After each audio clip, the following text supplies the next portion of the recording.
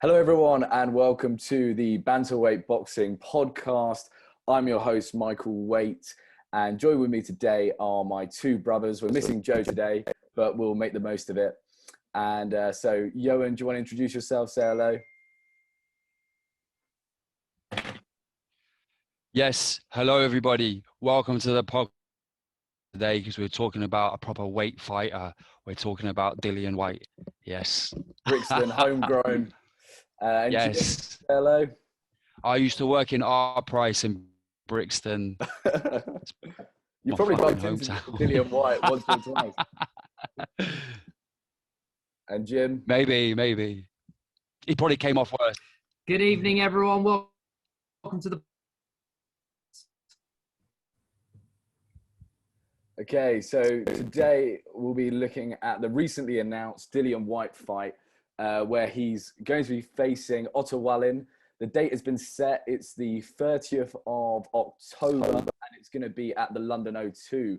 It's now kind of becoming Dillian Whyte's second home, the O2, with quite a few of his fights being there. So he's usually selling it out. So it should be a big fight. We obviously know Wallin mainly because of his fight against Fury, where he gave Fury one of his arguably hardest fights in his career. It's definitely up there, where Wallin lost a unanimous decision, but did cut Fury and nearly got the fight stopped. But so let's get into some questions. We're going to discuss the fight, talk around it. So let's jump into it. So, Jim, going over to you.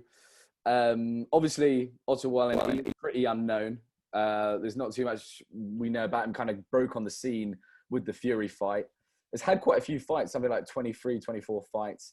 But what do you make of him as an opponent? You know, how would you judge him? I think it's a dangerous fight for Whyte. It will be the first proper southpaw he's ever fought. And, you know, when you look at Whyte's strengths, it's that filthy left hook. And, you know, when you're fighting a southpaw, that's not really a punch you can always pull off. So I think it's a dangerous fight, but I can completely get why Whyte's taken it. If he knocks him out straight away, then, you know, that's going to bring that Fury fight ever closer. Because obviously, as you spoke about, he took Fury the distance, gave him a real scare. And, you know, I think looking back on the fight, I think Fury's bloody lucky not to be stopped with that cut, you know, 47 stitches. I've seen fights stop for a lot less than that. So, yeah, it poses dangers, but I think actually quite a good fight for Whyte. I think he's definitely a top 20 heavyweight, no shadow of a doubt. You know, he schooled Brazil over 12 rounds. But I think he's coming up I think it was top. I have to cut in because I think he did fight the ghost of Brazil. Yeah, that man. And when you see him in the fight with Wallin, he is like a fucking some Frankenstein's monster, just fucking the Wallin fight with Brazil, that's ended his career now, right? Wilder took his soul, and Wallin just sent the body into the morgue. Really, he was so slow in that fight. I couldn't believe it. Yeah, I've seen oil tankers move quicker than Brazil and. Yeah, Wallin doesn't have the punching power. You know, he couldn't put Brazil away. So I don't think Whyte's got a huge amount to worry about. He's an active fighter. He throws a lot of punches. And look, he'll scrap. The last person you want to scrap with is Dillian Whyte. It was only going to end one way, in my view. Yeah, we know with Wallin. I think Wallin is one of the things I saw against Fury is for a guy at 6'6", quite a lump. He can move about and he does throw quite a few punches, and he clearly has a decent chin. He's got a decent chin, so he's gone 12 rounds with Fury. So we'll see, but I don't think he can hold up against a Dillian Whyte. The only thing with Wallin, he hit a lot. He gets hit a lot. But even Brazil, who's as slow as they fucking come, he landed a number of punches. So, you know, with Whyte's power, I can't say anything other than a sweet, clean knockout. Yeah, but you know, like you say that Wallin moves, and he does move, but his movement, if you compare it to the movement Povetkin showed against Whyte, he doesn't move on that level. Now Povetkin's probably a bit slower, And that's one of the reasons why, he was old and slow and got finished in the second fight by Whyte. He has a range of movements that Wallin does not have. Yeah. I think that Wallin is like he's a game fighter, isn't he? It was fun to watch in the Fury fight.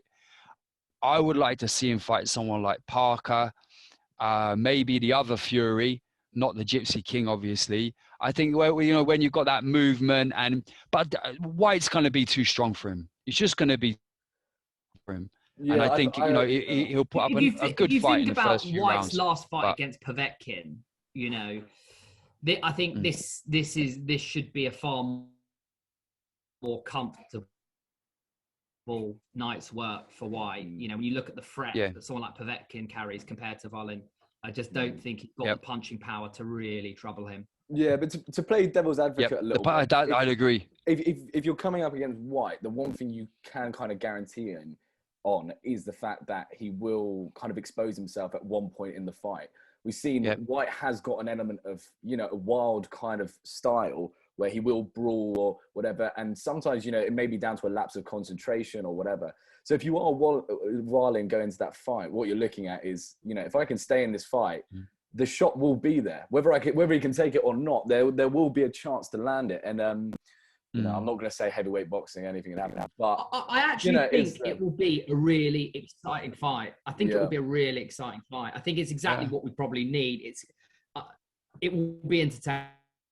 I think it'll be an exciting fight up to about round 6, maybe even round 4. Well, when I can't see round 6 I can't against Whyte unless White's having a. I can't. But in fairness, I can't see how he was able to take the punishment that he took from Tyson Fury for the 12 rounds, because let's not forget. I know you focus on the cut, but Fury gave him some punishing, and part of that was then all the commentary around, Fury's got no power, right? Yeah. Everyone was saying he's got no power because he was landing those big shots on people like Wallin, and they weren't falling over. So it's one of them difficult ones to get your head around, because then obviously you have the second Wilder fight, and Fury put him away with what looked like tremendously powerful shots. So it's a difficult. It's something that's difficult to judge completely. when you're judging against. Yeah, it's messed up the narrative completely about but Fury then being a bit you're trying to compare two fighters. Yeah, but you're trying to compare two fighters by comparing them with other people that they've fought. But sometimes it's the person that they've fought that's dictating what they look like, right? Because I think me and Jim were saying earlier on that the reason why Wallin had all that gave it all of that is that cut happened quite early, right? And you wonder if that cut hadn't happened in the Fury fight early on, whether he would have had that level of passion, that level of commitment. Yeah. And also, like, just to throw in as well, that with one of the things I liked, what I saw, when I saw him claw at Fury's cut, I think it was midway through the fight, maybe towards the end of the fight, I can't remember now. But obviously, you're meant to condemn those kinds of that kind of determination. And I think if he brings that to the fight with Dillian Whyte, then it could be interesting. Yeah, I know, as you say, we are meant to condemn that, but there is a part of you which just has to respect it, because, we've spoken about a lot, especially in the heavyweight division, of that kind of respect shown to the top fighters. There's people shaking AJ's hand before the fight. They already know they lost the fight before they get in. But it was nice to see a bit of hunger from Wallin of like, you know what? It was true. The only way you're going to win that fight, mate, is if you and disrespect, hunger and disrespect. Yeah. That was the only way Wallin was going to win that fight, and that kind of grit to win. Because Whyte's going to bring that. That's the thing. Whyte's going to bring that 100%. Yeah. So, you need Wallin to match it in that sense. But just moving on a little bit, would you say this is a smart move from Whyte in terms of, taking this fight? Like, oppose it to Jim. Whyte's silver in the WBC, or is it? Sorry. Sorry. I think there's a bit. I'm a bit lagged behind a little bit, but we know Whyte has got the WBC belt. Not the official one, but he might be in line for Fury. It's a big risk taking the fight. Is it a smart move for a name which isn't particularly big? Not it's not going to do crazy pay-per-views, I reckon. Yeah, look, I think this fight is designed for one purpose, and that is to put Fury on notice, because Whyte is using this fight to deliver a very simple message. This guy bashed you up and arguably won the fight, and I'm gonna knock him out, and I'm gonna show everyone that I'm a better fighter and not give you the choice but to take this fight. That is the strategy. It's not the most exciting fight, but I'm actually quite looking forward. What I love about Whyte, he stays active, he fights proper fighters. You know, he's not someone that will just take a paycheck. You know, he's in it to win it. Yeah. You know, he wants to fight the baddest in the heavyweight division, and I think that's why he's a mega fan's favorite. Yeah, I agree with that 100%. He's a proper bantamweight fighter for us, right? He is there. He wants to fight. He fights old school. Yeah, I love it. It's old school. Yeah, it's great. 100%. But yeah, he should already have fought Fury. Yeah. Well, there's talks of that for December, isn't it? So, you know, and if he does knock out Wallin in in 5 rounds or something like that, then it is going to set that fight up beautifully. And you know, Fury is calling out for him. So, you know, hopefully we do see that at some point. What I'm quite fascinated to see. What I'm quite fascinated to see with Whyte is, you know, what sort of version of Dillian Whyte we get in that fight. Because, you know, if we get Dillian Whyte against second fight against Povetkin, I reckon he'll steamroller him. But quite equally, there's a lot of Whyte fights where he's been very underwhelming and out of shape. So it'll be interesting to see how hungry he is. I think going into that second Povetkin fight is such a massive point to prove, and he just absolutely steamrolled Povetkin in what was probably one of his best performances. So just be interesting to see what sort of shape and mindset he's in. But in Whyte as well, that in Whyte Povetkin won, the blow that Povetkin knocked him out with was something that Wallin doesn't have in his arsenal. He ain't got that level of skill. Yeah, that was fucking magnificence. Right there.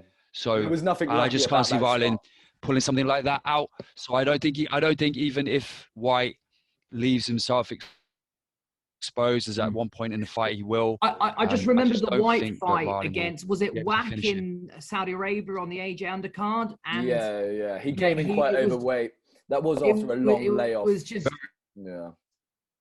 very overweight. It was you know, it was a really underwhelming display, and I think he might. I don't think he will underestimate Otto Wallin because of, you know, the Fury fight, but I think there could be he could quite easily slip into that and just be quite interesting. But it's interesting you say that, because obviously people, they say, can overlook a fighter. You're looking for the fighter ahead, but essentially he's fighting Wallin in order to get to Fury. So it's kind of like that he won't see beyond it, because to see through him, because he knows it's the opportunity. If he knocks him out in impressive style early in the fight, it basically is like you're saying earlier, it's the calling card for Fury, saying that fight has to happen. I think he will look beyond him. He literally is looking right through him. That's why he wants to fight him. He's an example of what will get him to Fury. Yeah, I think what benefits Dillian Whyte a little bit is that, you know, Otto Wallin doesn't really have that surprise factor that he probably did against Fury. Like we know he can fight. He's an established heavyweight fighter, and he will come to fight. And now Dillian Whyte knows that. I think he will train hard for him, and I think he will have the Fury fight in the back of his mind. So leading on to that, or leading from that, I say, let's get some predictions. I'm going to start it off. I'll go first. At first, when I started thinking about this fight, for a little bit, I really thought Otto Wallin might actually do Whyte. I don't know. I got a bit of a weird feeling about it. Again, I just thought, again, you know, it's one of those dodgy fights where your promoter should just tell you, mate, just avoid that guy. Just avoid that guy, because he's just, you know, there's not enough information on him. He's a bit dodgy. Southpaw. Whyte hasn't fought Southpaw, so we don't know how he's going to come up against that. But saying all of that, I think, you know, if Whyte, I think the momentum in boxing is huge, and I think Whyte has got that in abundance. He's going to be flying off that Povetkin win, and I think he's going to knock Wallin out in 4. I think 4 or 5. I'd say 5 rounds to be safe, but I think it's going to be very similar to the Povetkin fight. I think Whyte is going to be physically a lot stronger, and I think he's going to come in there. He's going to bully Wallin, and he'll bring that kind of positive aggression, where, you know, boxing aggression, where he's not he doesn't go too crazy, but he's going to be going into that looking for the knockout. I don't think he's going to fight on the back foot, and yeah, I think he's going to take it to Wallin. But that's my prediction. What have you two? Do you want to go for yours? I'm worried we're all going to say the same thing. You go next. No, I think it will go the distance. I think it will be a comfortable points win for Whyte. I think Whyte will, in the first half of the fight, will expend a lot of energy trying to knock him out. Yeah. And I think he'll tire himself out, but eventually he'll just coast through on points. I think Wallin, having watched the Fury fight again and seeing the combinations that he took, you know, Fury landed some beautiful shots on him, and he never looked. Never once in that fight did I ever think he was going down. The cut Fury had was bad, and it's the first time Fury's really been cut badly. But I just think look, he hasn't got the punching power, but he can definitely take a shot. And I just think, and everyone's expecting you to get knocked out. I think a bit like with the Fury fight, I think that's when you really deliver your best performance, when there's no pressure. You know, Otto will go into that fight with zero pressure on his shoulders. Everyone will be expecting a Dillian Whyte knockout. The pressure will be on Dillian, and I think he'll put it on him in the first 6 rounds. He'll blow his steam and then goes through on points. Just before I get Johan's prediction, I just want to put out a question on that. If Whyte wins the fight on points, is that a kind of loss in itself? Is there a bit of a loss in that? Does he kind of need to knock, like, the ultimate goal now is he needs to fight AJ or... It doesn't make a statement, does it? It doesn't make a statement. It's a bit of a look past fight if it's not. I don't think... Yeah, well, I don't know. Maybe it's not, but... I think